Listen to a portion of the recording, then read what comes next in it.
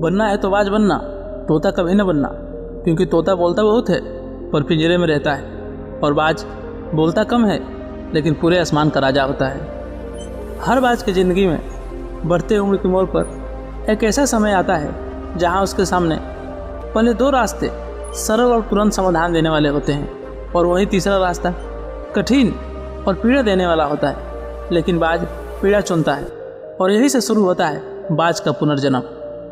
हमारे जीवन में कई ऐसे मौके आते हैं जब हमें परेशानियों का सामना करना पड़ता है।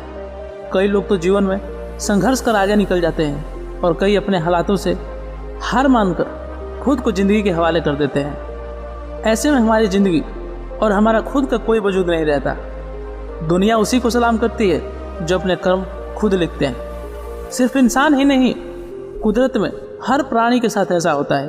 तो आइए जानते हैं बाज के जीवन से जुड़ी आश्चर्यजनक किंतु एक ऐसा सत्य जो हम सबको प्रेरणा देगा। दोस्तों, वीडियो अच्छा लगे तो लाइक एंड शेयर जरूर कीजिएगा।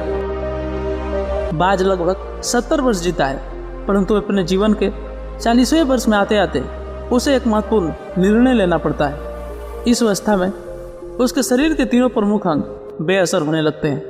पहला, पंजे लंबे और लचीले हो जाते हैं और शिकार को पकड़ने में कमज़ोर हो जाते हैं। दूसरा, चोंच आगे की तरफ मुड़ जाती है और भोजन निगलने में मुश्किलें पैदा होने लगती है।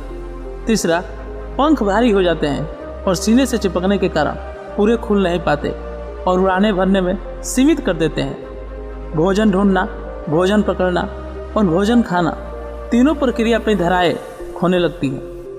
उसके पास 3 ही रास्ते बचते हैं, या तो अपने शरीर छोड़ दे और मृत्यु को प्राप्त हो जाए, या अपनी प्रवृत्ति छोड़ दूसरे गिद्धों द्वारा त्यागे हुए भोजन पर निर्भर हो जाए, या फिर स्वयं को फिर से स्थापित करे। साफ तौर पर जाहिर है कि आकाश के बादशाह के रूप में जहाँ पहले 2 रास्ते सरल और तुरंत समाधान देने वाले हैं, वही तीसरा रास्ता अत्यंत पीड़ादायी और लंबा है। बाज पीड़ा चुनता है और स्वयं को फिर से स्थापित करता है। वह किसी ऊंचे पहाड़ पर जाता है और एकांत में अपना घोंसला बनाता है, और तब शुरू करता है पूरी प्रक्रिया। सबसे पहले वो अपनी चोंच चट्टान पर मार मार कर तोड़ देता है। अपनी चोंच से अधिक पीड़ादायक कुछ भी नहीं है पक्षीराज के लिए।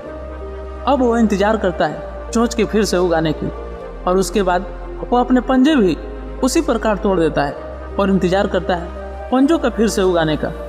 नई चोंच और पंजे आने के बाद वो अपने भारी पंखों को एक एक कर नोच कर निकालता है, और तब प्रतीक्षा करता है पंखों का पुनः उगाने का। 150 दिनों की पीड़ा और इंतजार, और तब उसे मिलती है वही भव्य और ऊंची उड़ान। इस पुनर्स्थापना के बाद वह ऊर्जा, सम्मान और गरिमा के साथ 30 साल और जीता है।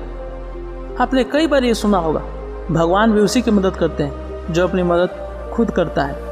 आज आपको इसकी मिसाल मिल गई होगी। जैसे बाज संघर्ष करता है 150 दिनों तक, और भगवान उसका संघर्ष बेकार नहीं जाने देते। उसको नई जिंदगी देकर कुदरत हमें सिखाने बैठी है।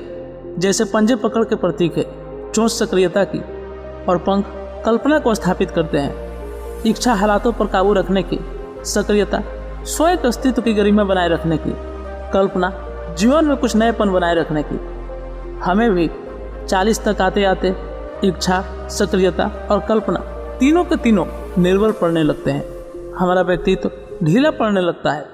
आधे जीवन में ही जीवन खत्म होने जैसा लगता है। उत्साह, आकांक्षा, ऊर्जा नीचे की ओर जाने लगती है। हमारे पास भी कई विकल्प होते हैं, कुछ सरल और कुछ पीड़ादायक। हमें भी अपने जीवन के मजबूरी भरे अति लचीलेपन को त्याग कर काबू दिखाना होगा। बाज के पंजों की तरह हमें भी आलस पैदा करने वाली वक्र मानसिकता को त्याग कर ऊर्जा से भरी सक्रियता दिखानी होगी। बाज की चोंच की तरह हमें भी भूतकाल में जकड़े अस्तित्व के भारीपन को त्याग कर कल्पना की आजाद उड़ान भरनी होगी। बाज की पंखों की तरह 150 दिन ना सही 1 माह ही बिताए स्वयं को दोबारा स्थापित करने में। जो शरीर और मन से चिपका हुआ है उसे तोड़ने और नोचने में पीड़ा तो होगी, लेकिन इस बार उड़ाने और ऊंची होंगी, अनुभवी होंगी और अनंत की ओर जाएंगी। जीत तक जंग जारी रहेगी। दोस्तों, अगर आपको भी इस तरह का वीडियो देखना पसंद है, आप भी हर रोज मोटिवेट रहना चाहते हैं, तो आप भी इस फैमिली का हिस्सा बन सकते हैं। तो जल्दी से सब्सक्राइब कीजिए और बेल नोटिफिकेशन पर क्लिक कीजिए और इस यूट्यूब परिवार को एक कदम आगे बढ़ाने में अपना बहुमूल्य योगदान अवश्य दीजिए। बताइएगा कि ये कहानी आपको कैसी लगी।